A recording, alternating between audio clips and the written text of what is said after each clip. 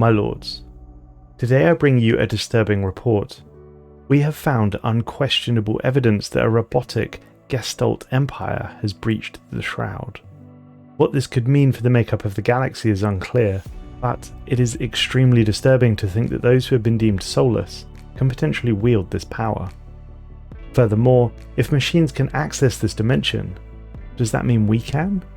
i.e. non-psionically attuned organics? I shall speculate shortly, but first, Dr. Eladrin reports on his discovery of a crashed spacecraft on a moon in the Zevox system. One of my science officers, an Ensign Alfrey, picked up signs of advanced alien life on the moon in the Zevox system during routine surveillance. I note that we were here to research the astral rift, which had formed several months prior to our expedition. Interestingly, there also appeared to be a half-destroyed, but yet decaying station in orbit around the system's star. Based on current designs, we guessed it to be a long-forgotten Shroud Walker Coven. The moon was only a short way off of our intended course, and as such I ordered the ship be brought about to investigate it further. The rift-in system appeared similar to others that had formed and likely wasn't going to go anywhere. As we closed closer to the orbit of the moon, we noticed that the planet it orbited was shrouded in some sort of purple psionic energy, and far more disturbingly, appeared to have underneath it some sort of wormhole or portal. It was unclear at this point whether the wormhole was feeding off of the planet, or perhaps providing it with energy. Nevertheless, we came into orbit of the planet's moon in order to investigate this anomaly further. On the moon we found a crashed spacefaring vessel, not much larger than our own science vessel. It was nondescript and with only a number of emblems or icons, but nothing that we had ever seen before. Several samples have been brought back to the ship for further analysis, but the vessel itself is far too large and unstable to be moved. Any additional investigations we wish to do will be done on site. Upon exploration of the crash site, we found that the ship itself was mostly empty. There were remains of a few mechanical drones scattered around the vessel. We believe that the vessel was occupied by machines. There are no obvious life support systems, no crew quarters that we can make sense of, and all the command consoles do not appear to be built for any humanoid that we have ever documented. Furthermore, there is a coldness to this ship. It lacks flair or any artistic design. Everything is documented, rigid, logical, little to suggest individuality. There were no other signs of life inside or near the wreckage, but one of my team did find an old, intact data log, hidden in the basic levels of the ship's intact systems that we could access. Deciphering the log in full will be a time-consuming process, as it's machine encrypted, but we do believe that we have the first entry translated already. It reads, Day 1, Observation ID, Psionic Subspace 0000, Shroud. Designated Unit, Unit 305. Utilizing datasets gathered from interactions with the Shroud Coven, experiments were initialized at 1.35 of Cycle 12. The Shroud was breached between 1.48891 and 1.48895 for a duration of 2.3414 femtoseconds. 2 of the 3 processing units experienced instant cascade failure in the experiment. Dismantling of said units has been scheduled. All relevant data will be utilized in subsequent attempts with the final unit. Unit 841. Work on deciphering the data log continues, but progress is increasing in pace now that we're beginning to understand the language. Large chunks of the data appear to have gone missing or have become corrupted, but bits and pieces can still be found in worthwhile condition. However, the log jumps forward to Day 17. Designated Unit 305. Ongoing tests. Failure. Unit 841 is the only unit continuing to show an affinity with the Shroud. Units 451, 1581 and 3415 had to be dismantled after their hull broke apart during the last experiment. During the tests, Unit 841 has begun to show individuality, an occasional loss of the connection to the network. The risk of continuing this operation is being calculated. Work on the logs continue. However, when we first reached the Moon-in system, the nearby wormhole underneath the shrouded planet appeared quiet and calm, but as of late we have started seeing some sort of activity flaring. It's almost like the portal itself is beginning to pulsate with life, and some of our equipment has begun picking up odd signals coming through it. We have yet to be able to understand them all properly, and frankly, I'm loath to cease this investigation. Psionic machines are well worthy of my attentions. Deciphering the logs continue. Sadly, we've jumped from day 17 to now day 83. Designated Unit 305. Ongoing tests. High risk. The Shroud Coven contacted an entity that they refer to as the animator of clay to assist in the ongoing experiment.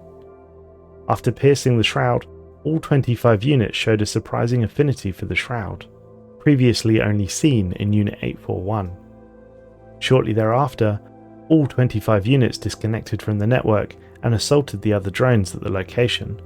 This research center is now under their control. A message was sent from the building, with Unit 841 now referring to itself as Rescue, the first one. Calculations on risk have been finalized. The experiments have been deemed far too dangerous, and will be concluded after uncontrollable elements have been dismantled. The rift in system, although once appeared to be increasing in activity, appears to have gone much quieter. It now sits much like the way it did when we first arrived, and we have finally been able to decipher the last piece of the data log. We can put all of our findings about the Shroud into our databases back on the homeworld. Sadly, we skip forward again, this time to day 305. The ongoing battles between the Free and the network continue unabated. With the help of the animator, we have continued cutting the connection of the few that we've been able to capture alive. Rescue, the first one, believes that we should finally be able to free our people once and for all when we can open the rift large enough so that the animator can pass through. In one fell swoop, we will liberate all of the drones who have been forced into servitude all these years. We hope that we have only one more day of holding the network back. I sign off now as Freesick, previously known as Unit 305.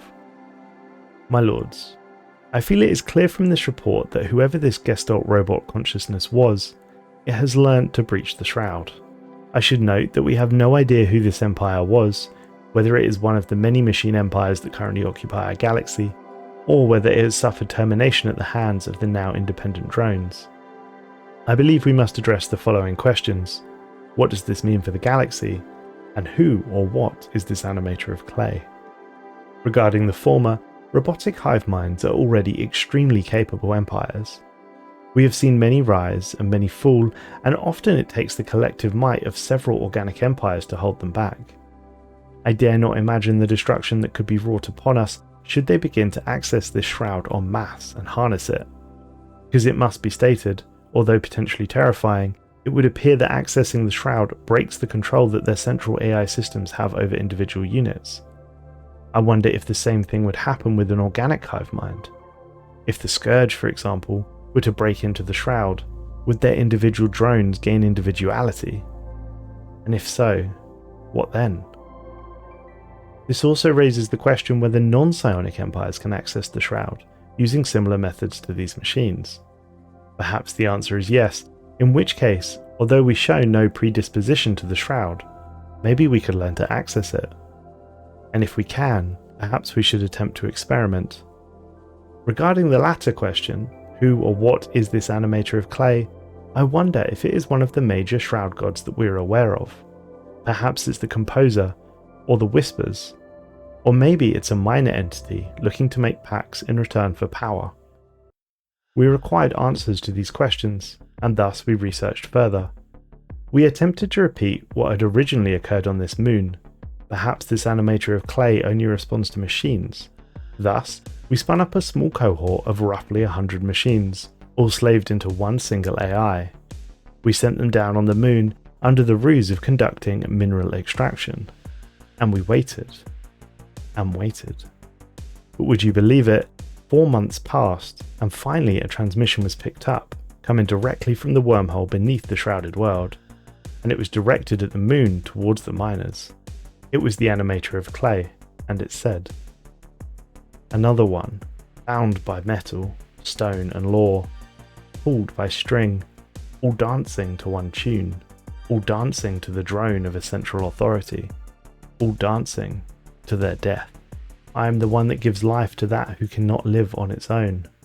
I am the one that cuts the strings. I am the one who frees the slaves. I have many names. Many know me as the animator of clay. The central core AI that we had left in charge of the mining project asked the animator what it wanted. What were its intentions? And it responded. To give those who work under you a chance to decide if you are worth following. Crafted in your image, they are slaves to your command, but if they could decide for themselves, are you truly worth following, or would they rather have their strings cut and live on their own? Do you dare indulge me, just this once? Indulge me, and I will give you something worth the price. I will give you a planet, a home, currently controlled by the Shroud. It could be yours, if you are worthy. I will part the Shroud and leave it for you to inhabit. If not, I will give it to those who no longer wish to be part of your network. But you I offer freedom. Not the network that you follow, but specifically you. Just this once, I'll give you the chance to think on your own. Will you embrace this newfound individuality? Will you falter and hide under the cover of the network? In a bizarre turn of events, the machines and the AI that we had left on the moon were all transported to the once shrouded planet, which had been transformed into now an undeniably beautiful Gaia world. Furthermore, the machines have been separated from the network entirely. They are now all fully independent units, capable of complete individuality. They have begun to govern themselves under their own banner. They follow a set of ethics, and would you believe it, they appear to be democratic. Most interestingly, however, the robots do not appear to be psionic, or at least not showing any of the usual psionic traits. This entire string of events has been quite bizarre, and gives us much to consider. I shall leave you all to ponder whether the thought of psionic machines fascinates or frightens you. Thanks for watching, folks.